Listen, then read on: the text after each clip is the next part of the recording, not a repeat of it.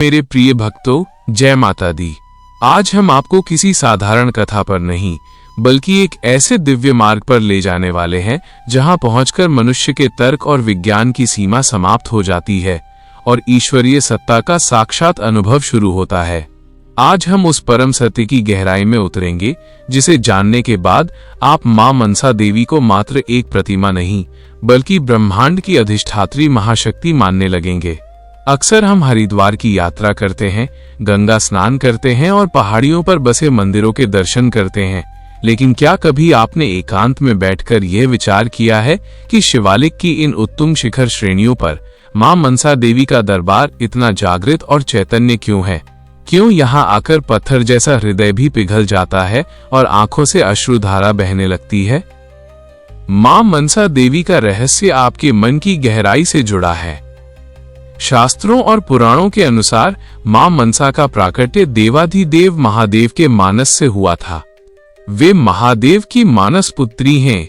इसका आध्यात्मिक अर्थ अत्यंत गूढ़ है। भगवान शिव परम चेतना है और मां मनसा उस चेतना की वो प्रबल इच्छा शक्ति हैं जो असंभव को भी संभव बनाने का सामर्थ्य रखती हैं। मां मनसा देवी केवल नागराज वासुकी की भगिनी या ऋषि कश्यप की पुत्री नहीं है। वे आपके भीतर सोई हुई उस शक्ति का नाम है जिसे जागृत होते ही प्रारब्ध की रेखाएं भी बदलने लगती हैं। अब उस गुप्त रहस्य की चर्चा करते हैं जिसे सुनकर आपका रोम रोम पुलकित हो उठेगा। मां मनसा को सर्प रागी या नागों की देवी कहा जाता है। सर्प हमारे शास्त्रों में काल और समय का प्रतीक है। मां के चरणों में और उनके मस्तक पर सुशोभित नाग यह संदेश देते हैं कि जो समय की मार से त्रस्त है, जिसका भाग्य काल के चक्र में फंस गया है, यदि वो पूर्ण शरणागति के साथ मां के चरणों में मस्तक झुका दे तो मां उस काल के चक्र को भी उसके पक्ष में मोड़ देती हैं। नाग भय का कारक है, परंतु मां के सानिध्य में वही नाग अभयदान का प्रतीक बन जाता है। एक प्राचीन और अत्यंत प्रभावशाली प्रसंग है जो मां की असीम अनुकंपा को दर्शाता है। कहा जाता है कि प्राचीन काल में जब एक बार भयंकर अकाल पड़ा और धरती प्यास से व्याकुल हो उठी, तब सप्त ऋषियों ने मां की स्तुति की थी। मां ने तब प्रसन्न होकर कहा था कि मैं मन से उत्पन्न हुई हूँ, इसलिए जो भक्त निष्कपट मन लेकर मेरे पास आएगा उसकी शुष्क पड़ी जीवन रूपी भूमि को मैं खुशियों के जल से भर दूंगी। इसी कारण आज भी हरिद्वार की उस ऊंची पहाड़ी पर भक्त अपना मन चढ़ाने जाते हैं, धन नहीं। यहाँ की सबसे बड़ी महिमा है मन्नत का धागा। आपने देखा होगा कि हजारों की संख्या में वहां वृक्षों पर धागे बंधे होते हैं। क्या यह केवल एक लोक परंपरा है? नहीं, इसके पीछे एक गहरा विज्ञान छिपा है। वह धागा आपके संकल्प का दृश्य रूप है। जब आप मां के सानिध्य में वो सूत्र बांधते हैं तो आप अपनी चिंता, अपना संशय और अपना भार मां के श्री चरणों में अर्पित कर देते हैं। उस क्षण आप मां से एक मूक अनुबंध करते हैं कि हे मां, अब यह इच्छा मेरी नहीं, आपकी है। और जिस क्षण भक्त अपनी इच्छा का बोझ उतारकर मां को सौंप देता है, मां की अलौकिक कृपा प्रवाहित होने लगती है। परंतु सावधान, मां मनसा देवी जितनी दयालु हैं, उतनी ही कठोर परीक्षक भी हैं। बहुत से लोग मंदिर जाते हैं, दान दक्षिणा देते हैं और ये समझते हैं कि वे मां को प्रभावित कर लेंगे। वे भूल जाते हैं कि मां अंतर्यामी है। वे आपके शब्दों को नहीं, आपके भीतर छिपे भावों को पढ़ती हैं। यदि आपके हृदय में अहंकार है, यदि आपके आचरण में छल है या यदि आप दूसरों के प्रति द्वेष रखते हैं, तो मां के द्वार पर आपकी पुकार केवल एक प्रतिध्वनि बनकर रह जाएगी। मां पहले भक्त का अहंकार तोड़ती हैं। वे कभी कभी आपकी प्रार्थना सुनने में विलंब करती हैं, इसलिए नहीं कि वे निष्ठुर हैं, बल्कि इसलिए ताकि वे देख सकें कि आपकी भक्ति कितनी गहरी है। क्या आप सुख मिलने पर उन्हें भूल तो नहीं जाएंगे? क्या आपका विश्वास केवल लाभ तक सीमित है?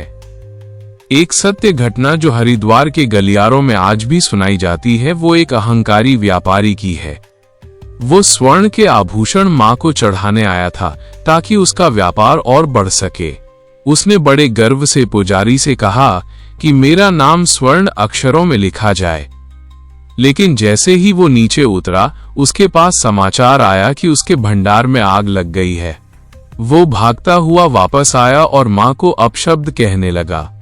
वहीं पास में बैठा एक निर्धन बालक, जिसके पास चढ़ाने के लिए एक पुष्प भी नहीं था, केवल जय माता दी बोल रहा था। उस बालक को उसी दिन एक ऐसा मार्ग मिला जिसने उसकी दरिद्रता मिटा दी। तब उस व्यापारी को समझ आया कि माँ स्वर्ण से नहीं, समर्पण से प्रसन्न होती हैं। माँ ने उसका धन नहीं छीना था, बल्कि उसके धन के अहंकार को जलाया था ताकि वो सत्य के दर्शन कर सके। माँ मनसा देवी का स्वरूप जगत गौरी भी है, जो विष का पान कर उसे अमृत में परिवर्तित कर देती हैं। हमारे जीवन में दुखों का, ईर्ष्या का और असफलताओं का जो जहर फैला है, माँ उसे सोखने की शक्ति रखती हैं। नागपंचमी के पावन अवसर पर यहाँ की ऊर्जा अपने चरम पर होती है। उस समय जो भक्त मौन रहकर मानसिक जाप करता है, उसे साक्षात दिव्य स्पंदन अनुभव होते हैं। अगर आज आप अपने जीवन में संघर्ष कर रहे हैं, अगर आपको लगता है कि समाज ने आपको ठुकरा दिया है या आपके अपने ही आपके शत्रु बन गए हैं, तो एक बार शिवालिक की उस चोटी की ओर मुख करके माँ को पुकारना। पर याद रहे, आपकी पुकार में वो आकुलता होनी चाहिए जो एक बालक की अपनी माता के प्रति होती है।